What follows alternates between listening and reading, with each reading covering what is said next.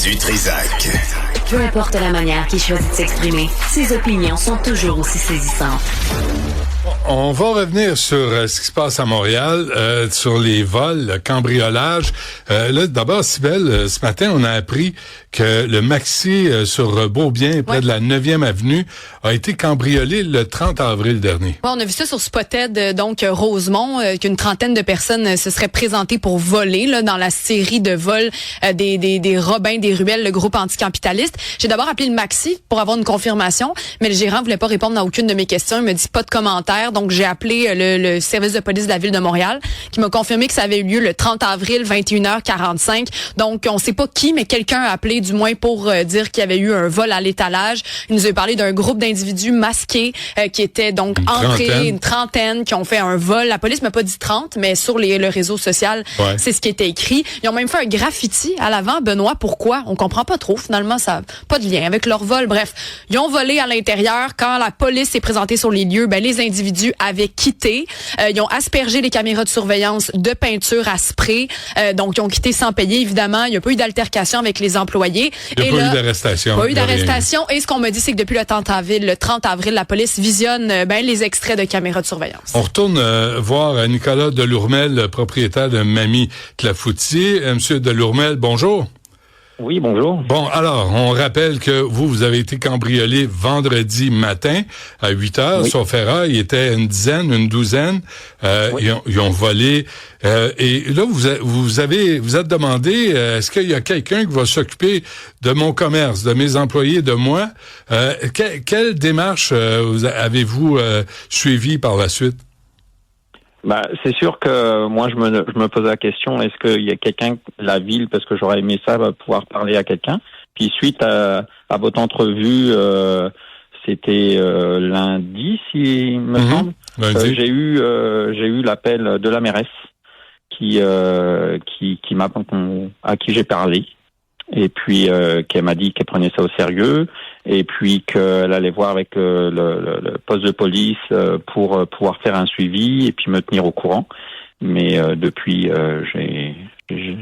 j'attends toujours. Et vous aviez identifié les voleurs, là. Vous les avez vus avec des produits de Mamie Clafoutis. Vous avez envoyé ça au SPVM. À quel moment vous avez envoyé ça, Monsieur Delourmel? La journée même, quelques heures après, on a fait quelques recherches sur Internet et puis sur leur site tout simplement.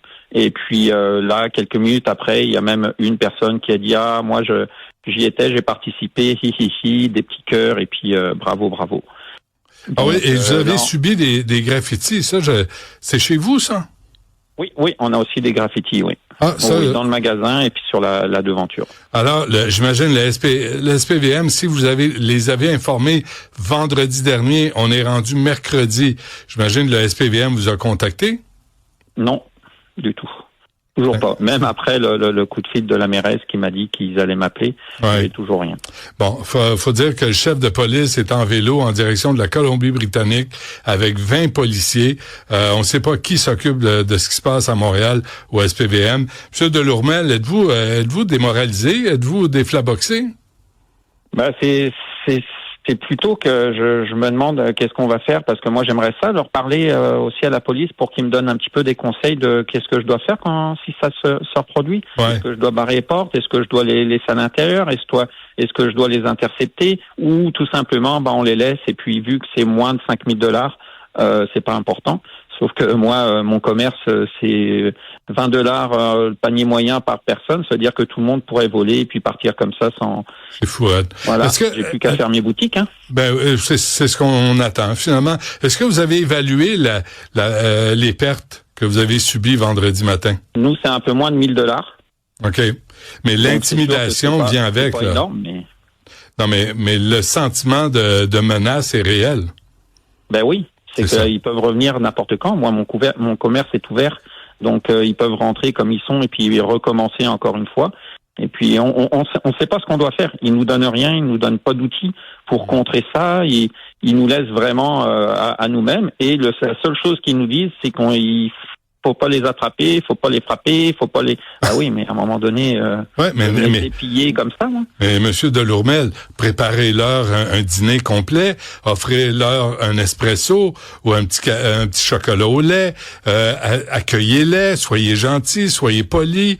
C'est extraordinaire ce qui se passe. C'est aberrant. Écoutez, on reste en contact, M. Delourmel. Moi, je veux savoir ce qui se passe avec vous. Puis si le SPVM va s'enlever les doigts dans le nez, donner les services auxquels vous avez droit et pour lesquels vous payez dans vos taxes foncières en passant. M. Delourmel, lâchez pas. Là, si nous on paye pas $50, c'est sûr qu'on va avoir quelqu'un qui va venir frapper à notre porte. Oui, un inspecteur va débarquer, ce sera pas long. OK, lâchez pas, M. Delourmel. On reste en contact. Merci à vous. Je vous remercie beaucoup. Au revoir. On a avec nous Philippe Pichet, qui a été directeur du SPVM, du service de police de la Ville de Montréal, de 2015 à 2017. Monsieur Pichet, bonjour. Bonjour. Est-ce que c'est normal qu'un commerçant qui se fait voler vendredi matin, qui envoie des vidéos en identifiant les voleurs le vendredi même et que le mercredi suivant, le service de police ne l'ait pas contacté encore? Ben, en tout cas, c'est sûrement pas normal avec le bruit qu'on fait alentour de cet événement-là.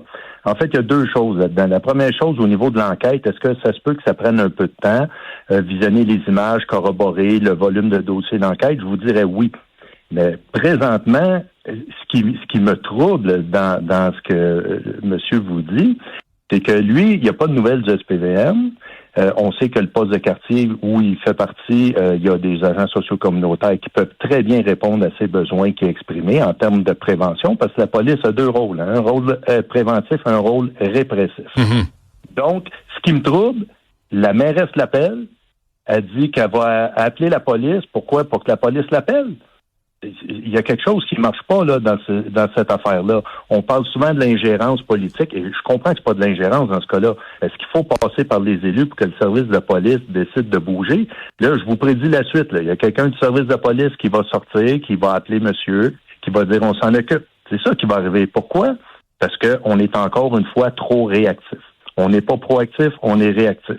Je trouve ça tellement dommage qu'on prenne pas le temps de l'appeler, de lui dire. Puis le monsieur veut savoir qu'est-ce qui arrive. Il veut pas que l'enquête soit finie là. Il veut juste savoir ce qu'on fait. Mais monsieur Pichet, il faut ajouter que en février dernier, Rachel Berry, un autre petit commerce, a été vandalisé, a été cambriolé par la même gang de crapules. Là, on pense que Maxi sur la rue Beaubien, c'est encore des cagoulés, une trentaine qui sont rentrés là pour prendre n'importe quoi. On dit, il y a de toute évidence un phénomène là, qui se produit à Montréal. Oui, ben il y a un mouvement. En fait, vous avez raison, il y a un mouvement. Mais ça, c'est comme à la mode. Qu'est-ce qu'on va faire? Un autre escouade? On va nommer un autre escouade anti-Robin des Ruelles, puis on va patrouiller, on va enlever les policiers des postes de quartier, puis on va encore une fois réagir à la chose. Mais qui détermine la priorité des dossiers à traiter? Ben, dans la vraie vie, c'est la direction. C'est la direction du service de police, parce que c'est elle qui est en charge, puis elle a une autonomie complète, autant en opération qu'en enquête policière. Et là, la direction est partie en vélo, là, en Colombie-Britannique. Ouais, oui, j'ai vu ça, mais j'ose espérer qu'il est en vacances. À mon sens, il est en vacances, il a le droit de prendre des vacances. Maintenant, il y a un remplaçant. Qu'on lui pose des questions, puis qu'est-ce qu'on fait dans ce dossier-là?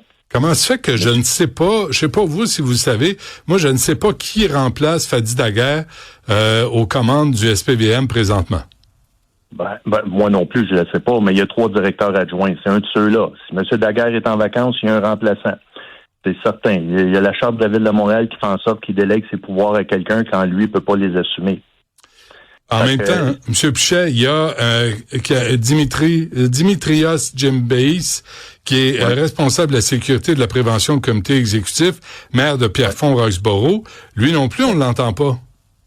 Ben non, on l'a pas entendu. Puis je pense qu'un dossier à ce niveau-là, où ce qui est rendu, les citoyens de Montréal se posent des questions et c'est normal qu'on se questionne par rapport à ces phénomènes-là.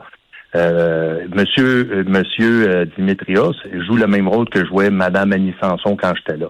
C'est sûr qu'il y a des questionnements, mais c'est au service de police à prendre en charge les problématiques et à faire les actions qui sont nécessaires. Pourquoi? Pour rassurer la population. Tu sais, des fois, on peut faire des choses, mais quand on dit rien, on n'appelle pas, on dit rien, bon, on se demande ce qu'on fait, puis on a l'impression que la police fait rien. Mais même arrêté, là, même si on les identifie, M. Pichet, Il arrivera rien à ces petits cambrioleurs, ces petits voleurs? Ben là, c'est notre système de justice. On parlait d'un vol de moins de 1 000 $ dans le cas de votre invité juste avant moi. C'est sûr que ça va aller en fonction du crime qui est commis. Maintenant, ça veut-tu dire qu'il faut rien faire? Ben, la réponse, c'est non, parce que si les gens récidivent, un vol à l'étalage pourrait être puni par la prison éventuellement. Là. Mais quand on ajoute à ça des graffitis, du vandalisme, il me semble que c'est d'intérêt public, là. Ben, c'est sûr que c'est d'intérêt public, mais c'est le silence. Savez-vous quoi? Quand je regarde ça, on a annoncé, quand on a fait l'affichage pour la direction du service de police, on l'a fait, on l'a enlevé. Après, on a sondé les citoyens. Qu'est-ce que vous voulez de votre chef? Et l'aspect communication, si je me souviens bien, arrivait en haut. C'était dans les premières. Maintenant, est-ce qu'on communique assez? Je pense pas. Pas avec ce qu'on voit là. Mais en même temps, il faut communiquer quelque chose. Pas juste des infopubs puis être un kid Kodak. Il faut arriver pour dire des choses qui ont un sens et qui signifient quelque chose. Faut dire les vraies affaires. Je vais vous dire une chose. Prenons un exemple, le Grand Prix. Ça va vous imaginer mon propos. Le Grand Prix. Il y a tout le temps des opérations qui se font, en tout cas qui se faisaient, concernant la prostitution juvénile. OK?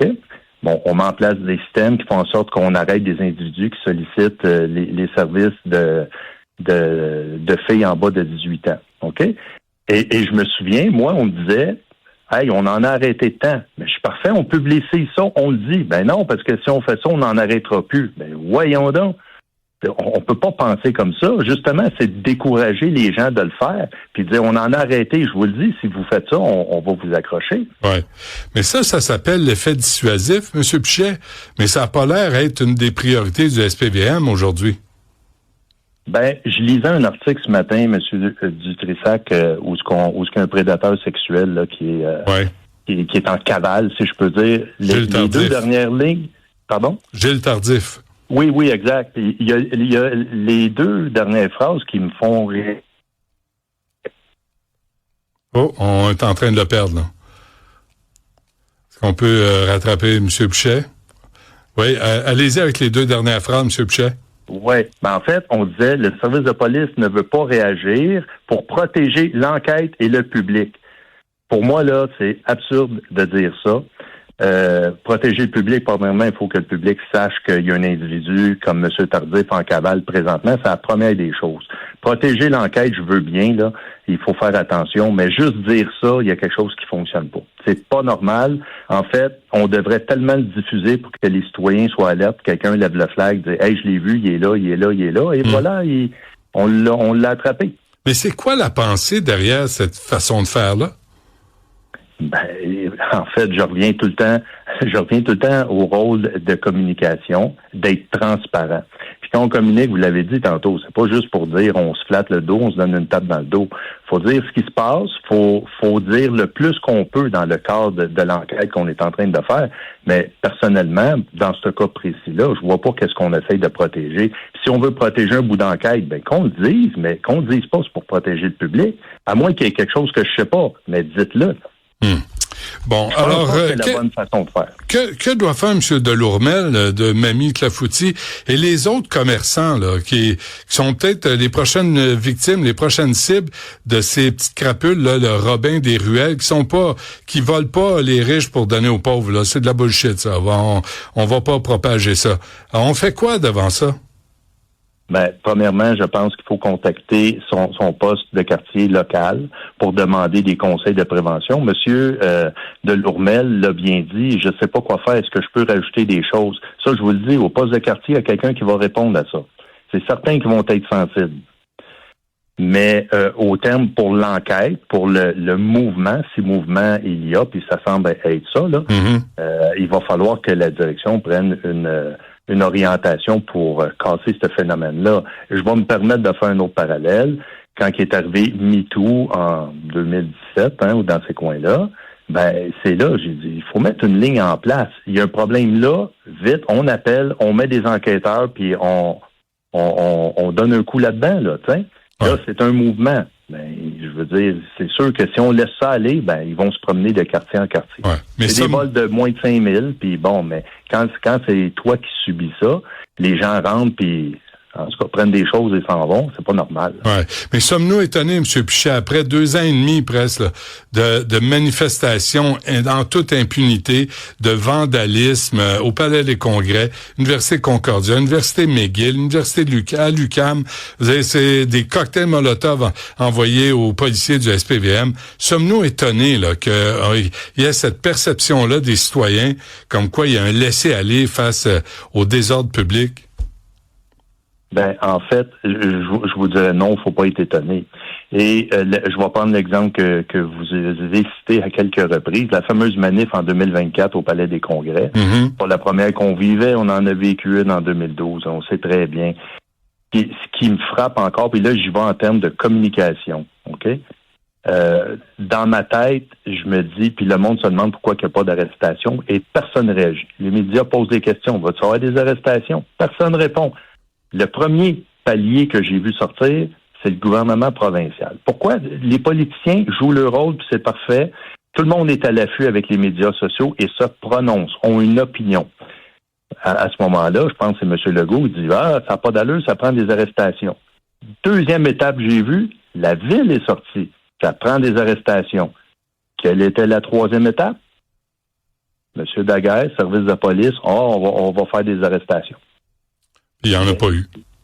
Ben, il n'y en a pas eu, en tout cas pas à ma connaissance. Mais ce que je veux dire, c'est que vous comprenez que on se demande finalement c'est qui mène? C'est la police qui mène. OK? Dans la vraie vie, là, dans des situations comme ça, c'est la police qui doit mener. Mm-hmm. Mais à vitesse que l'information roule, il faut que quelqu'un réagisse puis dire non, voici la situation, voici ce qu'on fait, on s'en occupe. Je pense que c'est ce message-là qu'on n'a pas ici, là. Bon, ben c'est le message qu'on veut entendre, ça c'est sûr. Ancien chef de police du service de police de Montréal, Philippe Pichet. Monsieur Pichet, un gros merci. Merci, bonne journée. Au revoir.